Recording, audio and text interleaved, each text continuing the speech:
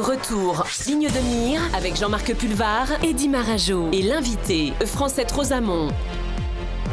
Francette Rosamond avec la Martinique gagnante. Depuis que vous vous êtes lancé dans cette bataille, Francette Rosamond, qu'est-ce que vous nous avez préparé comme projet pour séduire l'électorat et faire en sorte qu'il y ait au moins 15 000 personnes minimum. Minimum. Qui aillent voter pour vous?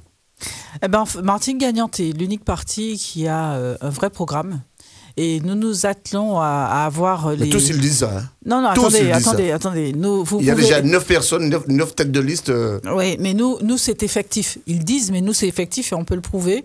Nous avons depuis le 1er juillet, nous avons depuis le 1er juillet où nous sommes sortis en ligne l'ensemble de nos propositions et au fur et à mesure, nous les enrichissons.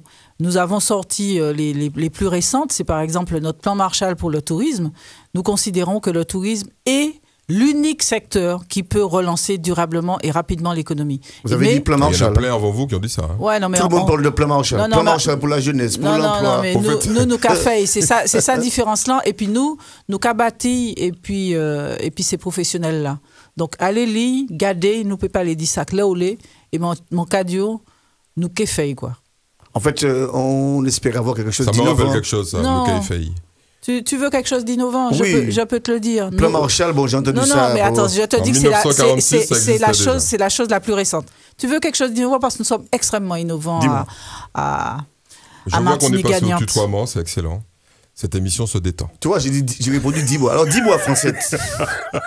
Francette, on y va. Dis-moi pour séduire toutes les personnes qui nous écoutent. Nous avons besoin de générer à la Martinique de nouvelles activités. Les activités historiques, faut les soutenir. Mais en tout cas, si nous voulons intégrer des jeunes, et notamment nos jeunes diplômés, parce qu'il y en a beaucoup, et notamment à l'extérieur, nous avons imaginé à Martinique gagnante, et avec eux, et c'est ça qui est intéressant, d'installer un système qui s'appelle Euronext. C'est la bourse des Européens, des investisseurs européens qui sont intéressés par la zone Caraïbe. Ça peut paraître austère. En fait, c'est un levier pour trouver des financements extraordinaires. Qui nous a apporté ce projet pratiquement clé en main? Parce qu'on a même aujourd'hui la manière pour pouvoir aller négocier avec l'État français et l'Europe pour obtenir la représentation ici. Eh bien, ce sont des jeunes antillais-guyanais qui font le bonheur d'entreprises de bourse à Tokyo, au Japon, à New York, etc. Et qui nous ont dit, si vous faites ça, non seulement c'est possible parce qu'ils voient ce qui se passe dans la finance et comment notre zone, ils ont confirmé que notre zone est en développement, eh bien, si nous faisons ça, non seulement nous pouvons ramener de l'argent pour nos entreprises, parce que c'est exact que les banques ne les suivent de moins en moins avec difficulté. Et deuxièmement, être une place pour la zone Caraïbe, parce que la zone Caraïbe, on le voit, a besoin d'investisseurs qui soient rassurés pour pouvoir investir. Et la deuxième chose que nous considérons qui vont de pair avec la partie finance, ce sont les assurances. Aujourd'hui, notre zone Caraïbe, qui a l'ensemble des risques sismiques, il n'y a aucune société d'assurance véritable qui propose des produits de manière à pouvoir sécuriser les investissements. Donc là aussi, nous sommes très offensifs. Nous avons des actuaires avec nous et qui sont là en train de réfléchir à comment on peut créer des produits particuliers pour la zone Caraïbe. Donc oui, à Martinique gagnante, nous sommes extrêmement innovants et on n'a pas peur, on a des grands projets pour notre pays. Est-ce que vous êtes certaine d'aller jusqu'au bout de votre démarche aujourd'hui? Nous avons fait toute bagaille pour ça. Combien de personnes sont venues, viennent à vos réunions? Pas de questions difficiles. Vous êtes passé par exemple sur ATV récemment, donc on vous a connu davantage. Est-ce qu'après cela, vous avez pu remplir des salles par exemple? Vous savez très bien qu'aujourd'hui, aucun parti politique ne remplit des salles, sauf à avoir des cars et à payer les gens pour venir. Donc on ne va pas se raconter d'histoire. Quand il y a eu un certain nombre de réunions en commune, on a été voir, il n'y a pas grand monde. Donc, on ne va pas se raconter d'histoire. En revanche, nous faisons des rencontres et de plus en plus, nous avons des gens qui nous rejoignent. À partir de lundi, de toute façon, nous avons des feuilles qui se remplissent. Est-ce que je peux vous aider, Francette? Demain lundi, vous êtes où? Francette, je vais vous aider. Demain lundi, vous serez où? Je le fais rarement, mais je vais vous aider. Je vais donner un numéro de téléphone où les gens peuvent vous appeler. Vous allez voir la puissance des RCI. Le 06 96 76 76 92. Est-ce que vous avez bien noté? C'est le numéro de Francette. Si vous avez besoin de lui poser des questions, appelez ce numéro-là. je vous disais qu'à partir de lundi, nous aurons notre compte de campagne, vu que nous avons pris beaucoup de temps pour le trouver, pour l'ouvrir, parce que justement, on a été en but à des pressions de gens. Non, vous n'allez pas ressortir non, mais le truc. attends, bagaille là comme ça, on va pas se raconter. Vous êtes en train de nous dire, vous avez déjà dit ça 15 fois, que les gens ont peur. Ben, attendez, personnellement, quand je me suis lancée, je ne le pensais pas parce que je me dis, bon, on est dans un pays libre, etc., les choses vont se faire, quoi. Mais la difficulté, quand vous avez 7, 8, 9, 10 personnes qui vous disent non pour des raisons complètement ahurissantes. Quelles raisons les gens ont évoquées pour ne pas venir avec vous, par parce exemple? qu'ils travaillaient avec la collectivité, parce qu'un tel est proche d'un tel. Daniel Gourma qui sera ici la semaine prochaine, il travaille à la mairie de Fort-de-France. Oui, non, mais et il est candidat. Oui, non, mais écoutez, si vous allez voir que des gens du conseil général et du conseil régional, c'est normal. Non, généralement, je m'adressais à des entrepreneurs. Ah d'accord. Donc nous sommes. Comme ils ont des marchés, ils peuvent pas par venir exemple, avec vous. Ils vous ont dit ça, ils vous ont dit que s'ils sont candidats. Par exemple. Allez voir des chômeurs. Bah écoutez, en toute façon, on a trouvé, donc tout va bien. Donc à partir de il fait quoi le mandataire à partir de lundi, les gens pourront venir nous donner, nous accompagner. Moi, je dis, nous visons les 170 000 personnes qui ne votent pas. Si chacun de ces 170 000 personnes nous donne 1 euro, nous sommes champions du monde. Vous allez financer la campagne électorale. Mais vous allez pouvoir financer la campagne électorale. Absolument, absolument. Et en plus, nous serons économes parce que nous faisons la démonstration qu'on n'a pas forcément besoin d'avoir énormément d'argent pour faire une campagne originale. Et je m'engage déjà. Cet argent, si nous le récoltons et que nous ne le dépensons pas, parce que nous croyons à l'innovation, eh bien, nous ferons des comptes, bien sûr, de campagne officielle, mais nous donnerons aussi des comptes aux Martiniquais. Et s'il nous reste suffisamment d'argent, nous allons l'investir dans une société innovante martiniquaise, de manière à ce que dans 2 ans, elle se retrouve dans un concours national. Parce que ça, c'est notre champion qu'on voudra accompagner. En attendant, il va falloir retrouver le carburant, même si le prix du carburant a baissé, mais pour aller à Sainte-Anne, Grand-Rivière, il va falloir trouver du carburant, financer le carburant. Question complémentaire, parce que vous aviez avoué que finalement, c'est dans votre porte-monnaie que vous financiez cette campagne. Vous nous avez avoué aussi que vous étiez toute seule à écrire. Non. Oui, non. Attends. Il y a des gens qui sont autour de nous et je reformule et je mets en ligne. Vous imaginez? Est-ce que vous avez... Non, ce n'est pas exact. Françoise, ma question c'est, est-ce que vous avez enfin trouvé des petits camarades pour être avec vous? Bien sûr que oui. Ils sont combien? Mais attendez, est-ce que vous pouvez regarder ce que nous faisons sur le site internet? Non, mais moi je suis tous les jours. Mais vous imaginez que je pourrais faire ça seul? C'est super impossible. Balèze, mais bien sûr. Impossible. Votre nom est partout. Et d'ailleurs, il n'y a que votre nom. Alors, question indiscrète posée pour la 2e fois. Est-ce que vous pourriez nous donner... elle va pouvoir nous dire. Est-ce que vous pourriez nous donner d'autres noms de gens qui vous soutiennent et qui n'ont pas peur de vous soutenir publiquement? Écoutez, nous avons un comité politique. Donnez-nous les noms. Non, parce que ces gens... Non, parce que c'est... Attendez, c'est pas une question de secret.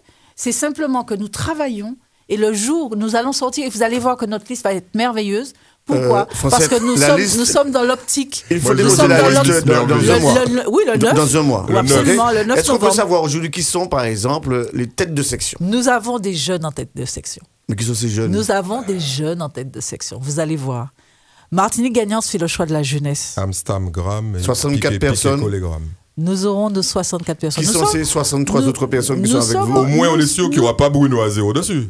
Rassurez-nous. Non, mais dites-nous. Mais non, mais attendez. Les autres partis n'ont pas encore donné ce genre d'informations. Pourquoi? Mais bien sûr, il y a au moins les têtes de section. L'UDI a donné les noms. Écoutez, le Grand Assemblée a donné les noms. Nous allons sans doute inaugurer notre QG très prochainement. Vous avez un QG maintenant? Ben oui. C'est pas une cabine téléphonique. C'est pas une cabine téléphonique, vous allez voir. Vous allez voir et vous allez adorer. C'est à Fort-de-France ou la Montagne, c'est en commune? Non, pour l'instant, ce sera Fort-de-France et nous allons irradier en commune. Et le loyer, c'est combien pour la campagne électorale? Le montant du loyer? C'est une donation. C'est un don. Ce sera de toute façon dans les comptes de campagne. Cette personne n'a pas subi des pressions. C'est pour ça qu'il ne faut pas donner son nom parce qu'elle risquerait d'en avoir. Question, est-ce que vous avez été invité par Bruno Nestor Azero à Sainte-Marie pour être auditionné par le conseil municipal de Sainte-Marie?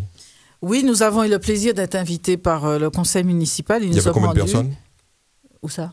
Au conseil municipal. Ah non. Ils étaient combien? Non, mais c'est important, c'est important. Il y avait d'abord, avec vous. Avec nous, on était 4. D'accord. Et en face, vous aviez combien de personnes? Une vingtaine de personnes. C'est bien. Beaucoup plus que certains d'autres. Hein. Oui, alors, Enfin, je vous dis ça parce que nous, on est bien informés. Alors, ça a donné quoi? Eh ben, ça a été 1h30 d'échange très intéressant. Et avec vraiment des retours. Déjà, ils nous ont laissé nous exprimer vraiment long, large. Et après, il y a eu des questions extrêmement pertinentes. Et je crois que... Ouais, nous avons passé un instant de... Vous pensez qu'il y aura des votes pour vous à Cela dit, nous travaillons pour ça. Ils ont fait une élection le 20 septembre, je crois, Ouais. à Sainte-Marie. Il n'y a pas eu un élu ou un candidat, un membre du MIP, le mouvement de Bounoué-Soazio, qui est choisi de venir avec vous. Bah, écoutez, les gens sont libres. Moi, je crois que nous sommes une nouvelle voix et que cette voix est originale et que les gens ont envie de l'entendre. Mais si vous avez séduit le conseil municipal... Bah, attendez... Il faut leur donner le temps, en fait, c'est ça? Et puis, c'est vrai que les gens se disent, ouais, est-ce que ça fera pas long feu? Ils verront bien que ça fera pas long feu. Qu'on déposera notre liste et alors là, je pense que les choses se passeront tout à fait différemment. Donc, dans un mois, c'est sûr, la liste sera déposée. Absolument. Bien. Allons faire un petit peu d'économie, parce que vous êtes quand même la spécialiste de l'économie. Quelques petites questions. Je vous écoute. Alors, c'est quoi le montant du SMIC? 1000... Prenez votre temps, respirez, buvez non, un petit peu d'eau. 1200 euros, je crois. En brut, ça donne 1457 euros. Ouais, et en net, ça fait à peu près 1200. Euros. C'est pas mal, c'est pas mal. Autre question. Est-ce que c'est vrai ou faux que la valeur de la production agricole, c'est quelque chose que vous maîtrisez, martiniquaise, est inférieure au chiffre d'affaires de 2 hypermarchés? La valeur de la production agricole... La valeur de la production agricole de la Martinique est inférieure au chiffre d'affaires de 2 supermarchés. Deux hypermarchés. J'aurais tendance à dire oui parce que notre production agricole n'est pas très simple. Vous avez raison, c'est tout à fait ça. Alors, plus piégeant encore, il y a 91 000 personnes bénéficiaires du RSA en Martinique, un chiffre en forte augmentation. Est-ce que c'est vrai ou faux? 91 000? Ouais.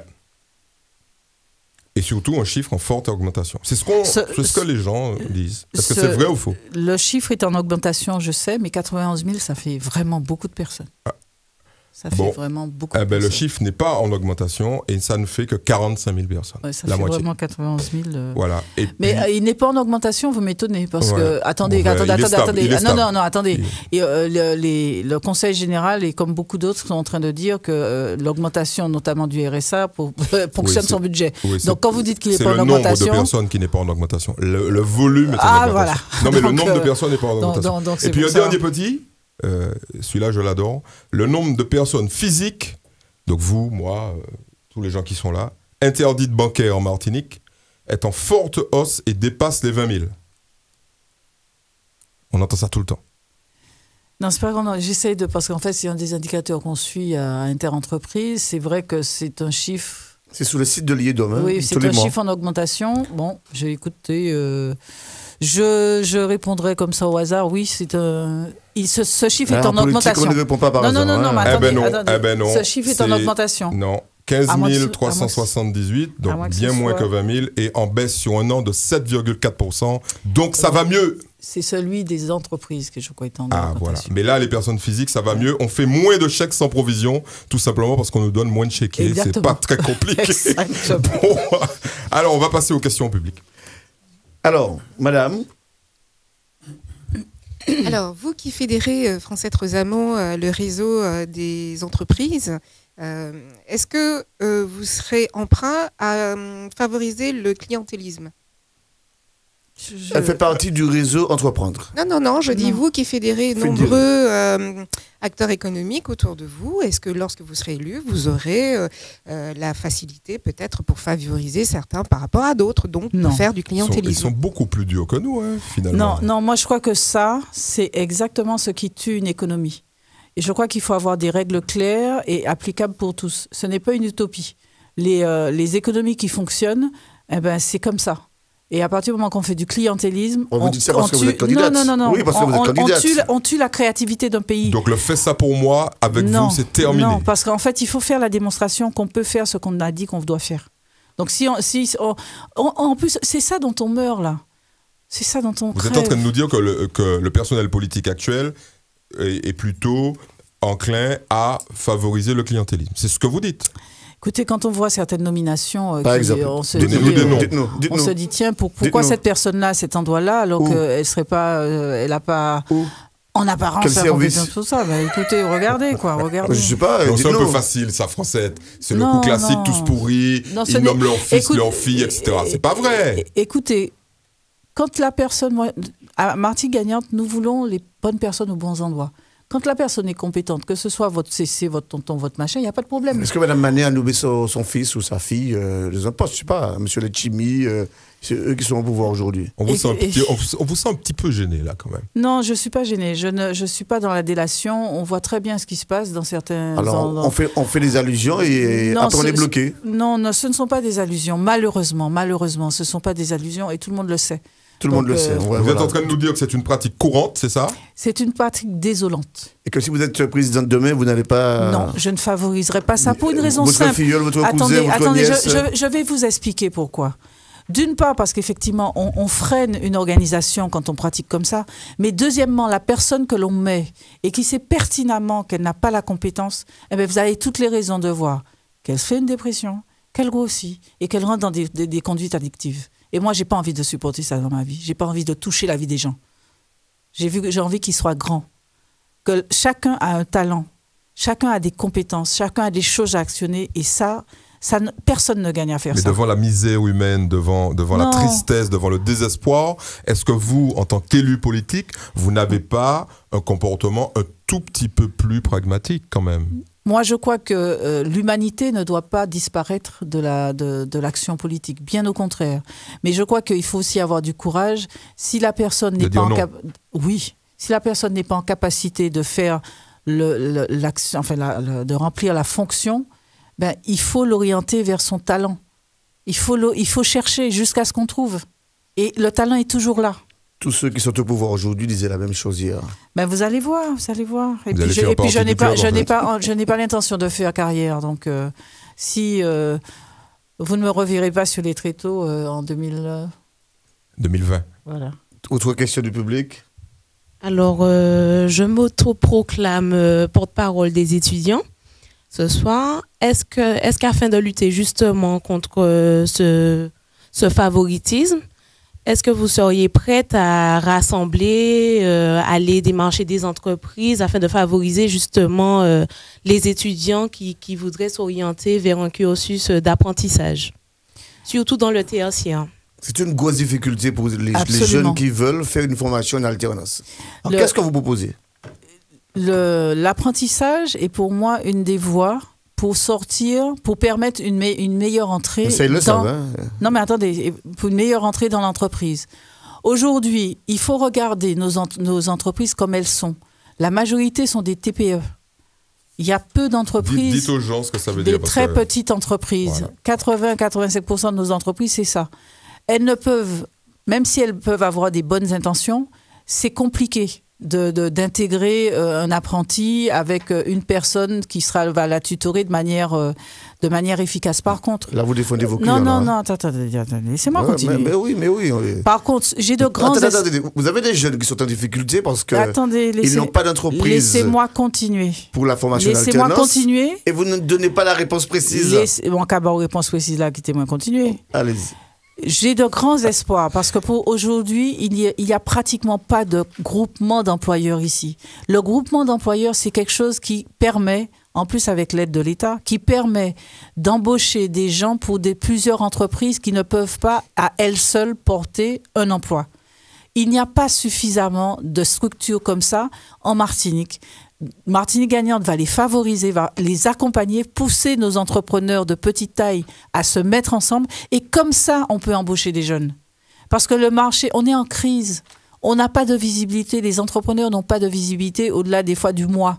Donc, on ne peut pas embaucher quelqu'un, même en apprentissage, même avec des aides. Qu'est-ce que vous dites à ces jeunes-là de partir non, pas du tout. Qu'il n'y a pas de formation en alternance en Martinique? Pas forcément. Parce que la question était précise.